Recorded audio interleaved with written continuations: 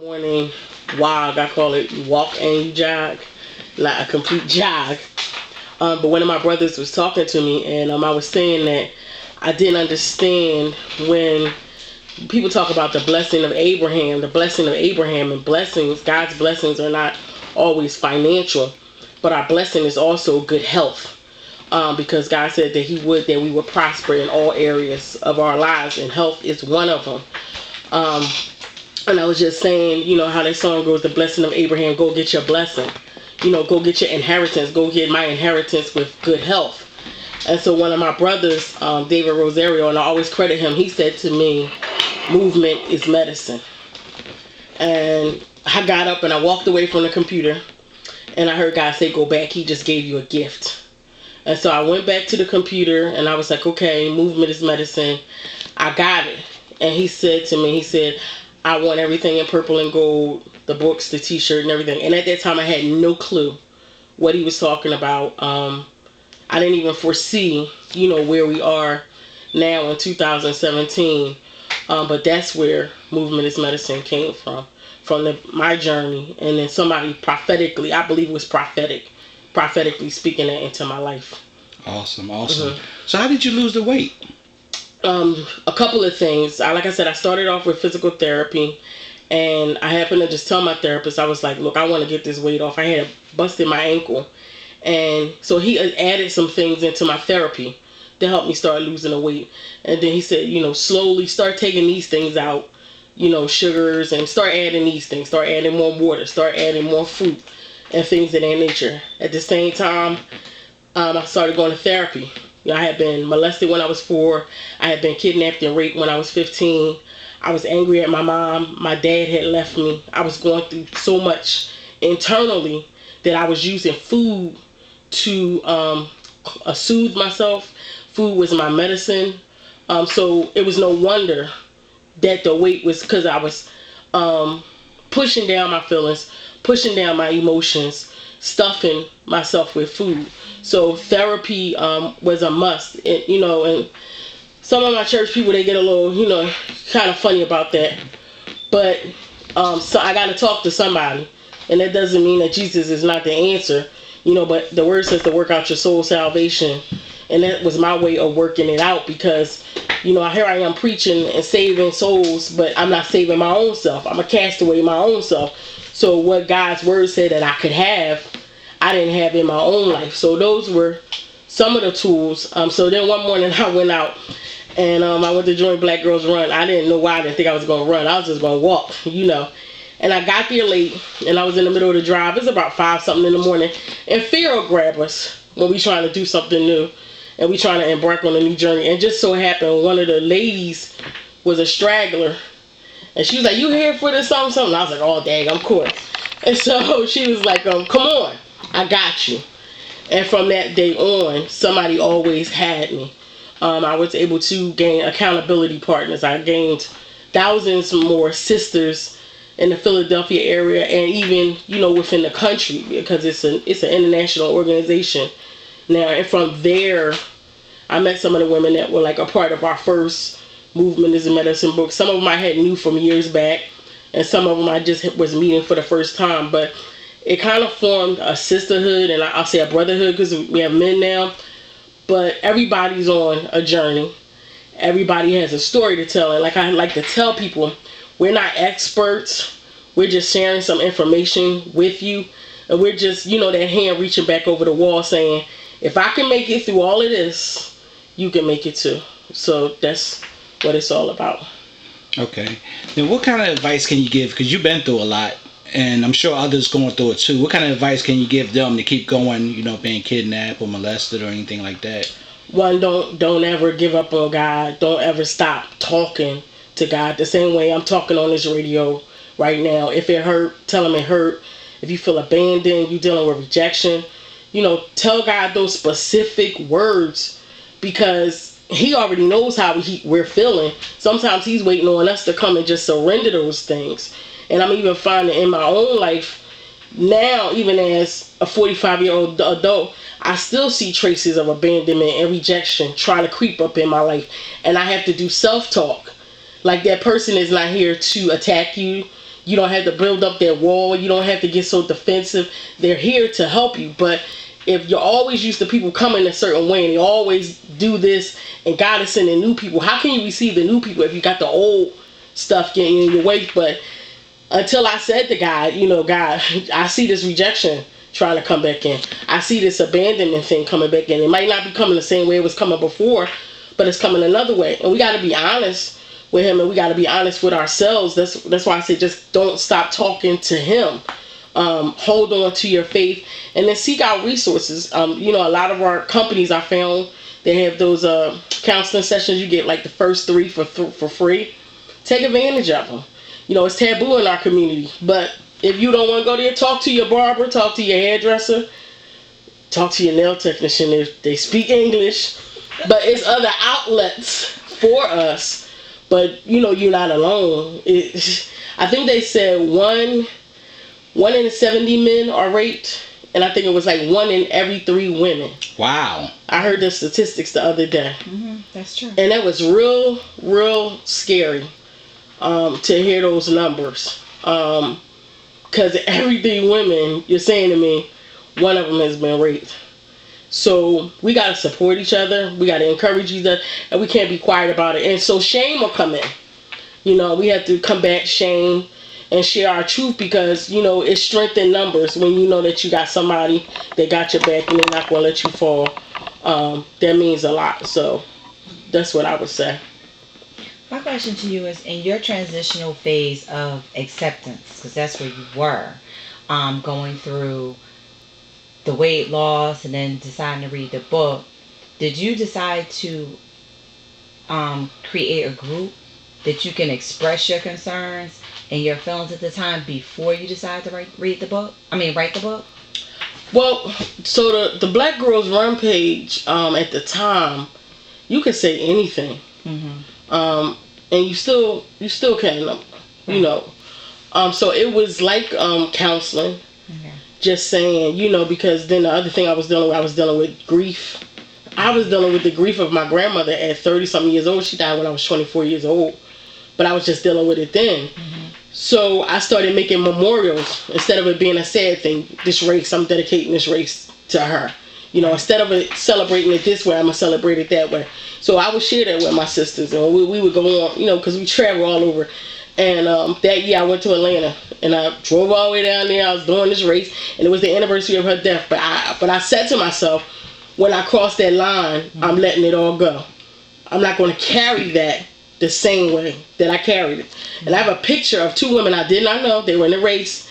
And they saw me weeping because I was like, let it all out now.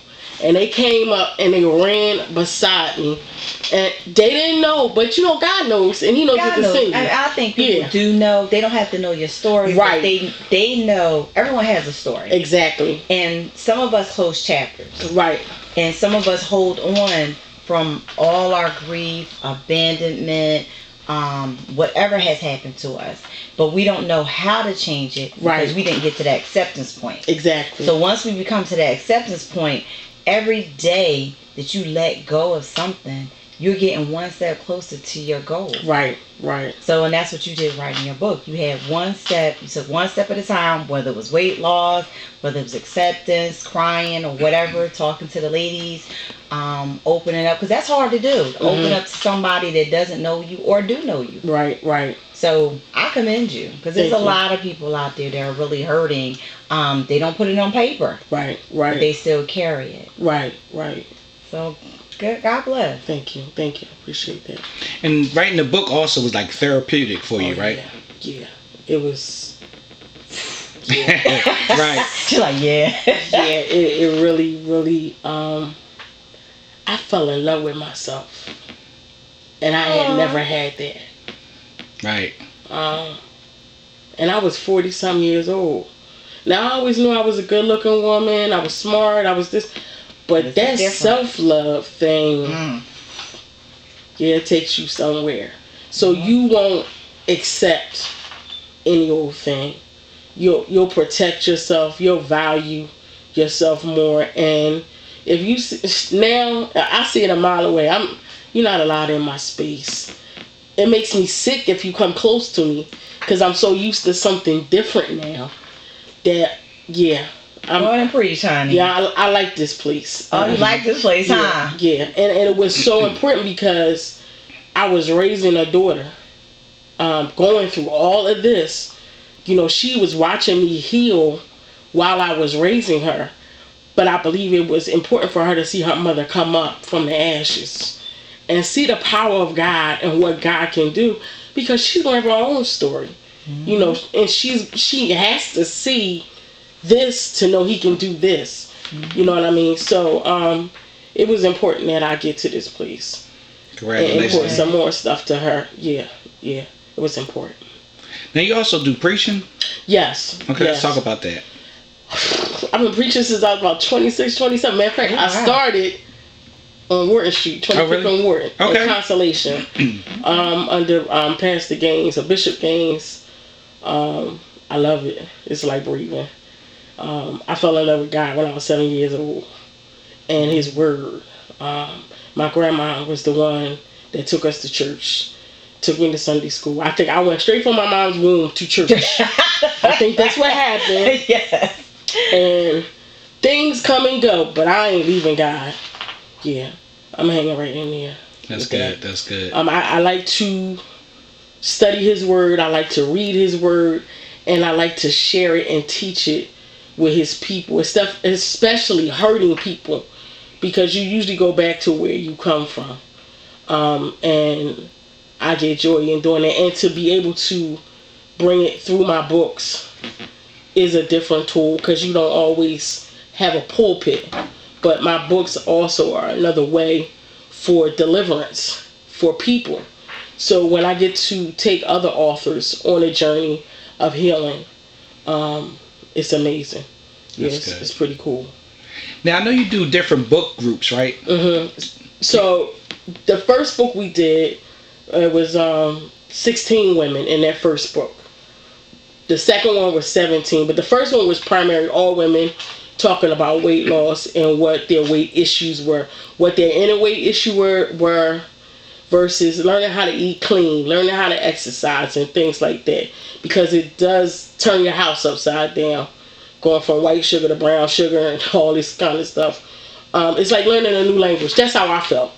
I went to Whole Foods one night and I just stood there in the middle of the floor, because I was like, I never saw many different kind of milks, cheese, noodles, like, and what's right and what's wrong. And so you really are learning something new, but it's cool. But so a lot of the women in the first one shared a lot of that.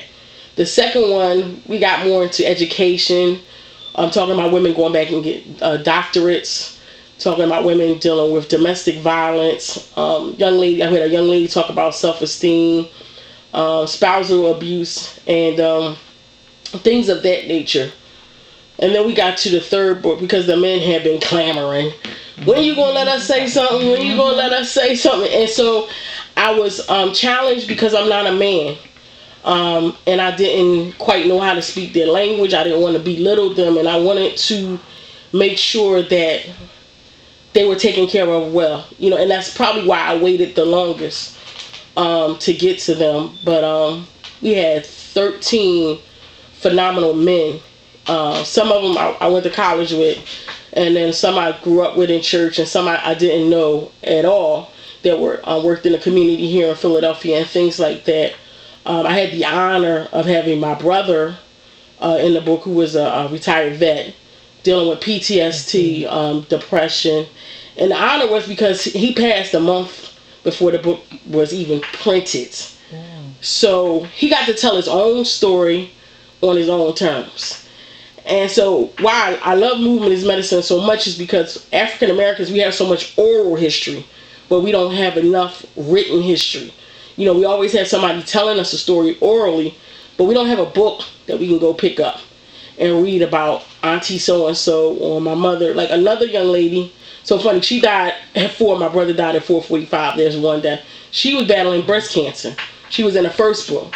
So her children or grandchildren can go pick up that book and hear how their mother fought through breast cancer, right, and what it took to get through that. You know what I'm saying? Because that's a transition. Right. Right, definitely. And you had something to look back on and say, hey, you didn't just hear it from someone else. It was her own words. Right, exactly. And she talked about frog, and frog meant fully rely on God, and what her faith meant to her. So I look at them as ministry, deliverance, healing, but also history. So when we're gone, those books will be somewhere, and they'll have faces that look like our children, and they'll be able to read them, and they'll be able to relate to the stories that they're hearing.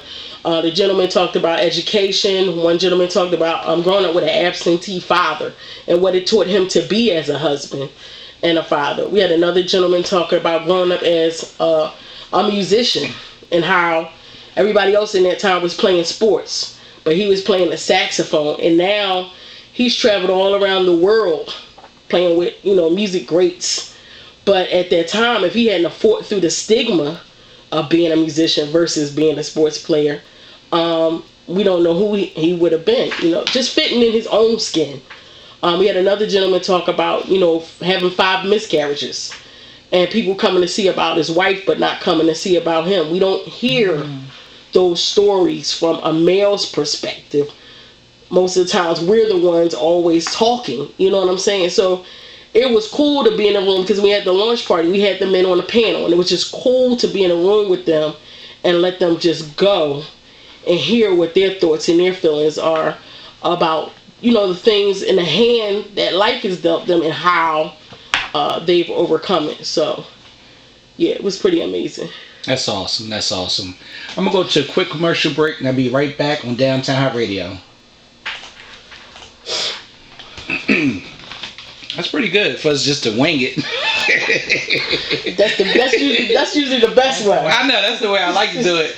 But I wasn't sure if you wanted to cover anything, if you had any events coming up or anything that you... What do I have? I do have the conversation coming up May 15th.